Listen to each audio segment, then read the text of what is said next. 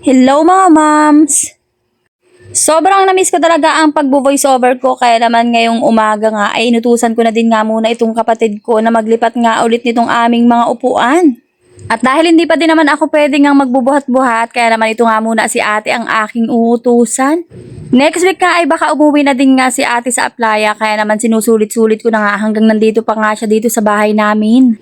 Kaya naman akin ngang ipaparanas dito nga sa kapatid ko kung ano nga ang mga ginagawa kong paglilipat-lipat. O, diba mga moms?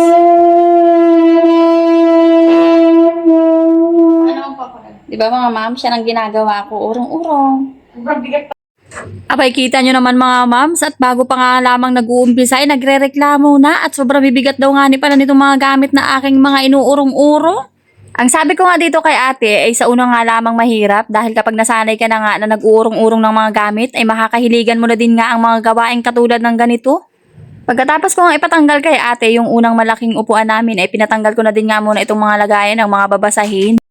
At pagkatapos ay pinawalisan ko na din nga muna itong mga pinag-alsa ng mga upuan.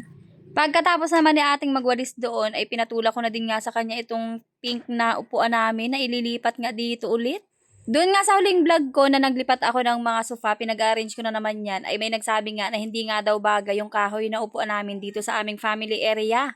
Ito kasing pink na couch na ito ay talaga naman design nga para dito sa aming family area na ito, kaya siguro napansin din niya na hindi nga bagay. Kaya naman ito nga si ate ay inutusan ko na kaagad dahil hindi pa talaga ako makakapagbuhat at mga ilang buwan pa rin siguro ako bago makapagpahinga ng tuluyan. Sobrang thankful na din nga ako dahil nga itong kapatid ko ay talaga naman sobrang lakas din ng body. Nung una-una nga ay nahihirapan siya ay nung medyo nagamay na nga niya ay natutuwa na rin at maganda din nga daw pala ang resulta kapag nga nakakapaglipat-lipat ng mga ganito.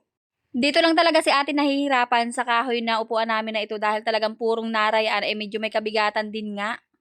At ayan nga dahil ako nga'y mahal na mahal itong aking kapatid ay ayaw nga akong pagtulungin. Talaga naman binuno niyang mag-isayaan na urong, sulong, tulak, hila, ganyan. Ganyan lang din naman ang aking mga ginagawa kapag nga ako ay naglilipat-lipat ng mga gamit.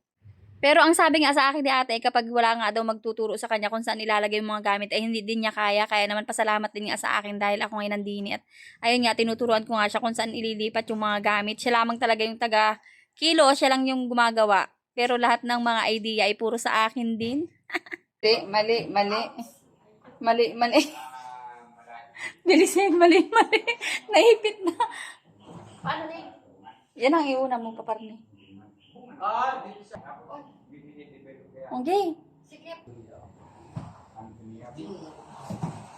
Wait. Stop.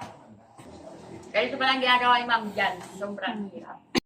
At habang tumatagal nga ng paglilipat itong si ate ay nahihirapan na din nga at ganito daw nga ni pala kahirap ang aking mga ginagawa. Napagod na ang tagahakot ko. Go na! Tingnan nyo naman at nalingat nga lamang ako ng kaunti ay napatigil na nga si ate dahil dito nga siya nahirapan sa pag-aayos na ring aming pink sofa na ito. Pinagpipilitan talaga ni ate na hindi nga ni daw magkasya itong pink couch na ito namin din sa corner na are.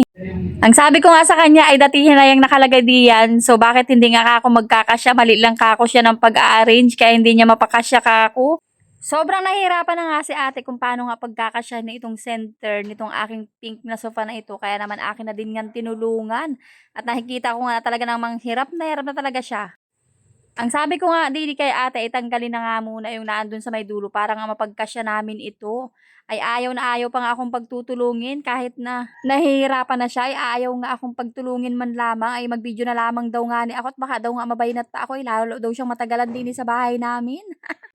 Dito talaga sobrang nahirapan si ate sa pag-ayos nitong pink couch na ito at talagang hindi nga niya maayos-ayos. At after mga ilang minuto nga at ayan na at naayos na din nga niya sa wakas. Tapos na rin kami sawa nga. Sakto pala ito eh. Ano, pinasukat Okay. nito talaga? Okay, sige na. Yun. Ayun. At dahil bawal na bawal pa nga ako magpapagod ay talaga namang matatagalan na nga ulit bago nga mailipat itong aming mga gamit na ito dahil hindi na nga muna ulit ako maglilipat-lipat dahil baka nga ako'y mabaynat. Hindi na nga ako nakatiis diyan at lumapit na nga ako at pinagpifix ko na nga itong aking pink na sofa na ito. Kaya naman mga ma'am, sa mga susunod na mga mini vlogs ko ay huwag nyo na munang aasahan na ako'y maglilipat-lipat ng mga gamit namin. Dahil bawal na bawal pa nga ako magbubuhat ng mga mabibigat, kaya naman sinusulit-sulit ko talaga na nandito pa nga si ate at akin na nga lulubos-lubos na utusan siya.